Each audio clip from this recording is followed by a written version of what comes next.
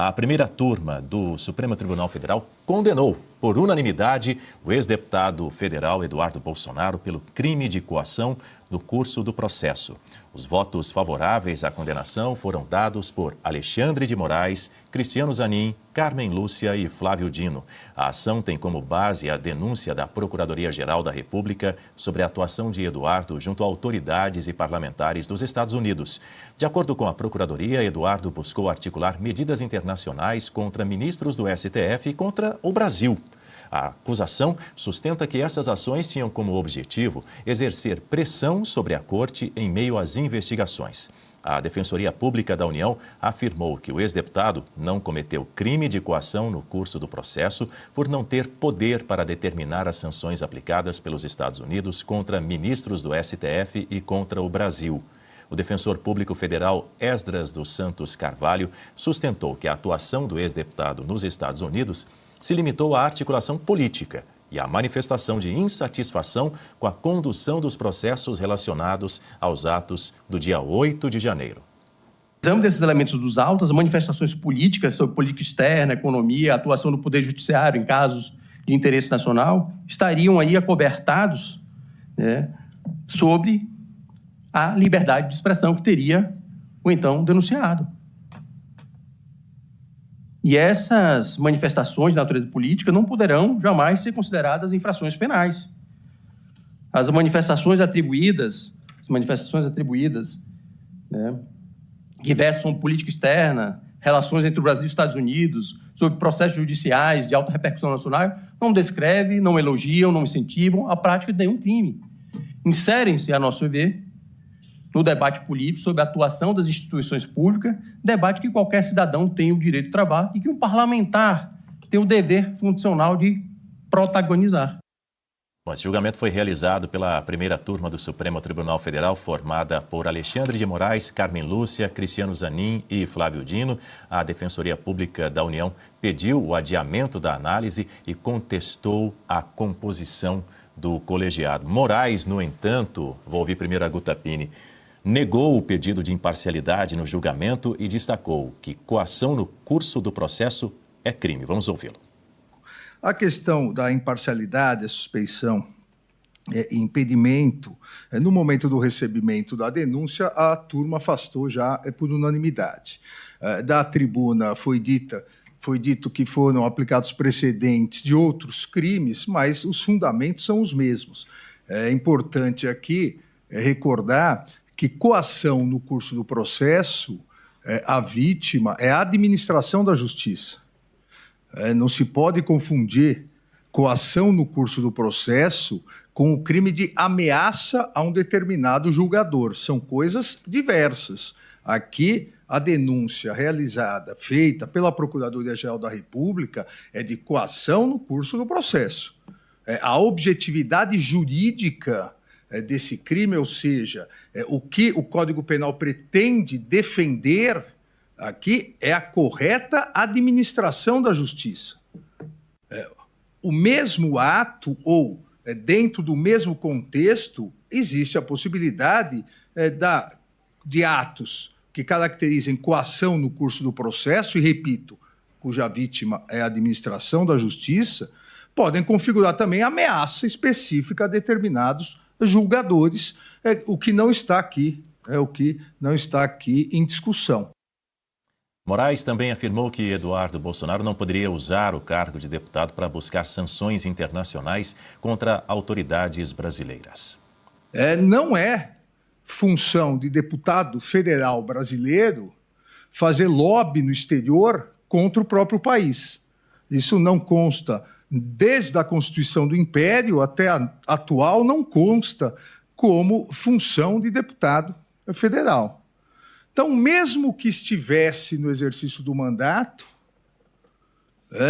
e não licenciado, mesmo que estivesse, não estaria acobertado pela imunidade.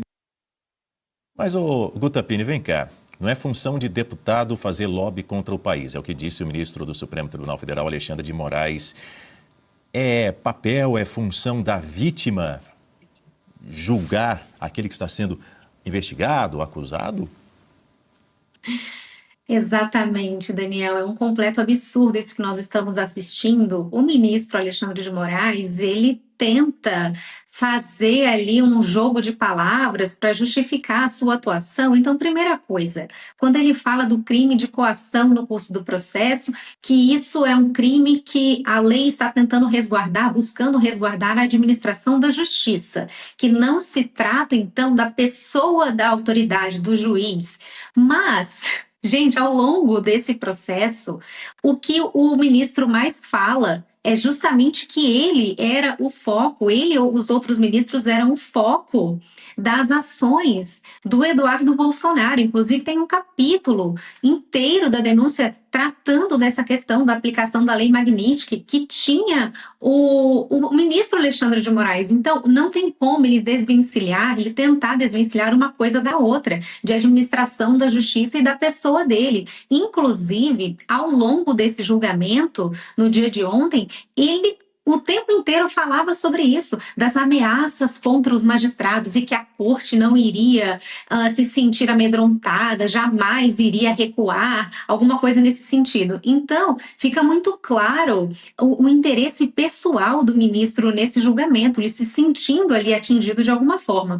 Então, não faz sentido nenhum que ele atue enquanto ministro juiz nesse processo. Agora, o defensor público, o doutor Esdras, ele foi o adulto na sala.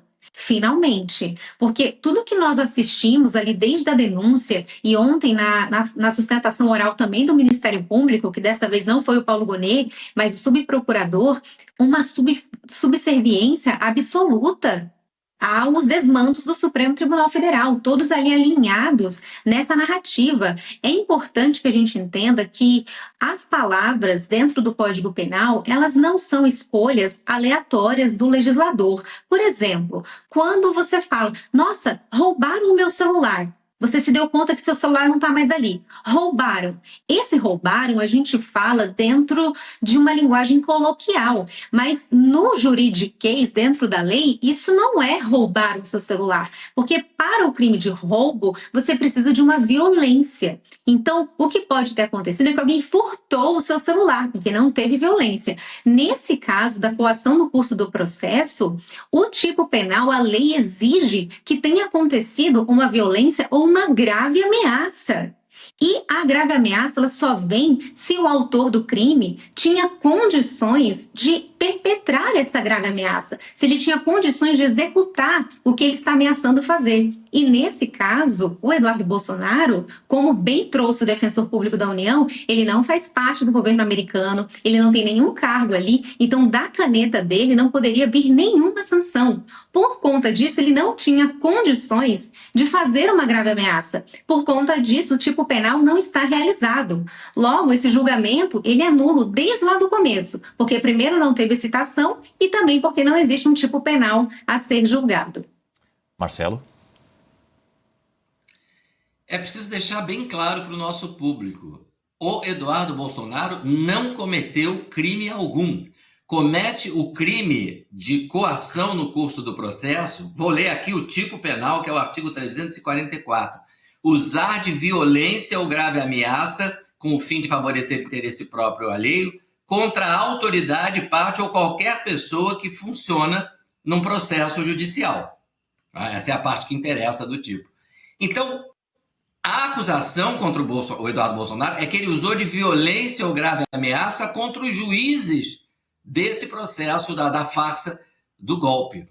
É evidente que denunciar abusos de autoridades brasileiras no exterior não tem nada a ver com emprego de violência ou grave ameaça. Violência é violência física.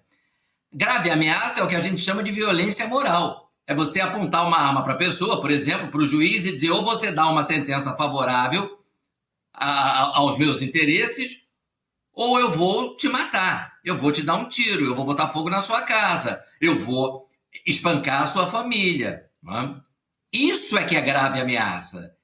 Isso não tem nada a ver com denunciar abusos de autoridades brasileiras no exterior. Vejam, quando deputados do PT foram ao exterior denunciar supostos abusos do juiz Sérgio Moro na prisão do Lula, na Operação Lava Jato, algum deles foi processado por coação no curso do processo?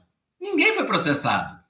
E não foram processados corretamente. Por quê? Eles não fizeram ameaças ao Sérgio Moro. Eles foram a órgãos internacionais, foram inclusive alguns aos Estados Unidos, para denunciar supostas ilegalidades praticadas pelo Sérgio Moro contra o Lula. Se essas alegações deles são falsas ou verdadeiras, eu entendo que eram falsas, o Moro não praticou ilegalidade nenhuma, mas isso não importa.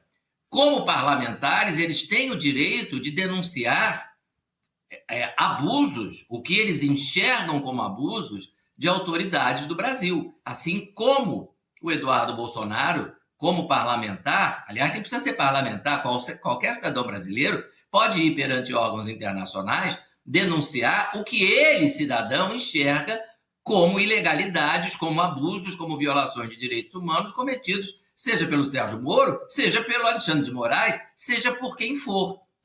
Isso não é fazer lobby contra o Brasil. Esse argumento é ridículo. É, mais uma vez, o senhor Alexandre de Moraes dizendo: o Brasil sou eu. Quem me critica no exterior faz lobby contra o Brasil. L'État c'est moi. É o Luís XIV outra vez. O Estado sou eu, o Brasil sou eu. Quem denuncia, quem me critica fora do Brasil, está fazendo lobby contra o Brasil. Isso é um argumento absolutamente mentiroso. E é claro que qualquer juiz que seja denunciado no exterior por abusos, por violações de direitos, tem todo interesse em que a pessoa que o denunciou seja condenada como se fosse um criminoso. Então, o interesse do senhor Alexandre de Moraes na condenação do Eduardo Bolsonaro é óbvio, é patente, é autoexplicativo. Evidentemente, ele não tem isenção para julgar essa causa.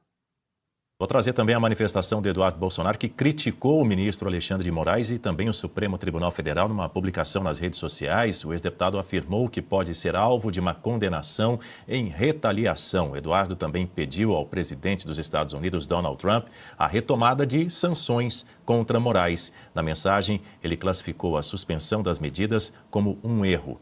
O filho do ex-presidente Jair Bolsonaro ainda afirmou que Moraes aguardaria uma mudança no governo dos Estados Unidos para ampliar ações contra adversários políticos. Em um minuto para a gente fechar esse assunto, Marcelo Suano. Desculpa, você poderia só relembrar? Eduardo pede a Trump a retomada de sessões contra Moraes. É interessante, Daniel, porque para todos nós ficou muito claro que houve uma falha aí no momento em que o Eduardo Bolsonaro conseguiu.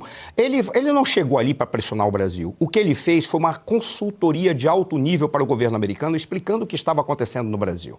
E isso levou o governo americano a entender quais eram as personalidades que poderiam ser sancionadas ou ser enfrentadas diretamente.